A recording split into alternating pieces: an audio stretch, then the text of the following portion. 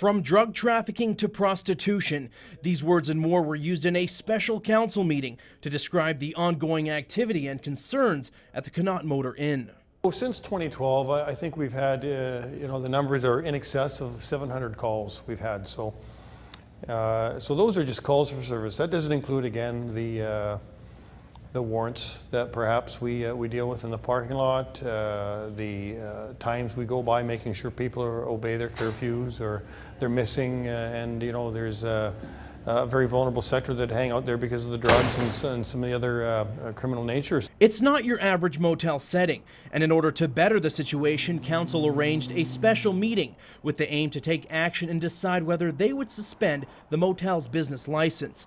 Although looking more like a scene out of a courtroom drama, 6 witnesses were called up for a cross-examination, and one after the other gave their reports of the inn's condition. But what they had to say wasn't all good news. We held a special meeting today for council to hear the evidence about the rationale for that business license suspension and provide an opportunity for the business owners to respond to that and provide reasons why they did not think a suspension was warranted. And council heard all that evidence, deliberated, and decided to maintain the suspension that administration had issued. Not the news property owner Joe Carhoon wanted to hear, as he tried to make the case that the motel was providing adequate and affordable housing for many. But according to the witnesses, the risks far outweighed the benefits. There was numerous grounds for the suspension, and I think the evidence speaks for itself. The details that the witnesses gave today during the hearing and setting out what the concerns were.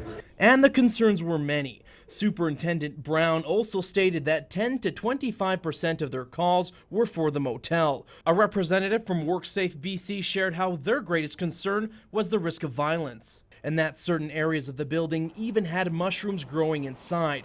As rough as the case was presented towards the property owners, those living there now face the challenge of having to find a new place to live. But the city says they will provide assistance. Our social development department will make sure they're actively involved in ensuring that these folks aren't left out on the street. It's not our intent. We will work with the tenants to make sure that they have a place to go. The property owners will now have to give a 1 month's notice starting June 1st, as the suspension starts July 1st for a 3-month period. Krisha Khan, CKPG News.